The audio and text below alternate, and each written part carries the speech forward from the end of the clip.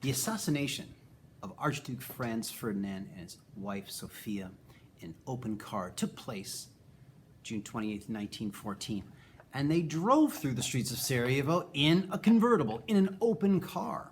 And in fact, the Black Hand, that terrorist organization that wanted a greater Serbia, they actually tried to kill him once. And he turned to the mayor and he said, "I thought you got these people under control." And the mayor said, "Oh, don't worry about it, don't worry about it. I'm sure it's just a one-off." And so on a second shot, Gabriela Princip, with a pistol, jumped onto the running boards of the presidential car, of the Archduke's car, and shot Archduke Ferdinand point blank range and his wife, Archduchess Sophia. They both died in each other's arms. And the last word that Franz Ferdinand said to his wife was, "Sophie, live for our children." And that was it. This is the spark that sparks World War I. The reason? Nationalism. Nationalism. Because the people in Vienna, Austria-Hungary, they wanted to keep their nation state. But the Serbs wanted their own nation, as did so many ethnic groups within Austria-Hungary and Germany and Greater Europe as a whole. That's not the only reason. Nationalism is one of the major reasons of World War I, but it's not the only cause of World War I. Now, after Archduchess Sophia and Archduke Ferdinand were killed, Austria-Hungary gave Serbia an ultimatum. And there were three things they had to abide by.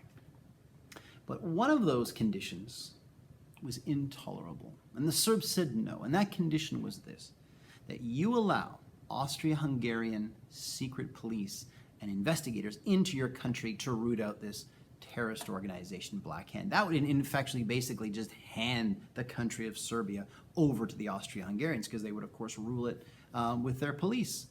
So the Serbians said no. Austria-Hungary declared war on Serbia. Should have ended there, but it didn't. And the reason it didn't end there is the second reason for World War I. That, ladies and gentlemen, is called alliances. You see, they were not alone. Austria-Hungary had friends, but so did Serbia. You see, Serbia had signed a friendship pact, a military alliance with Russia. And so Russia said, if you mess with Serbia, you're going to mess with us. Strangely enough, Austria-Hungary also was allied to Germany. Germany said the same thing. You mess with Austria-Hungary, you're going to mess with us. Strangely enough, did it end there? No, absolutely not. Just when you thought it was safe to go back in the water, there was another alliance. It was with Russia and France. So now you have an alliance with France, France, Russia, and Serbia in this conflict with Austria-Hungary and Germany. Is that the only two reasons why World War I started? No, no, no. There's a third reason, ladies and gentlemen, and that is imperialism. What is imperialism? Imperialism is just the practice, especially a century previous to this, that a lot of countries were engaging in, especially England. You see, England would go all over the world and basically take countries. They would take their raw materials, they would rule them, and they had various countries under their control, like, I don't know, Canada. You may be familiar. Anyways, they said the sun never set on the British Empire, that they controlled India, Canada, Australia. They controlled places all over the world, so the sun never set on the British Empire.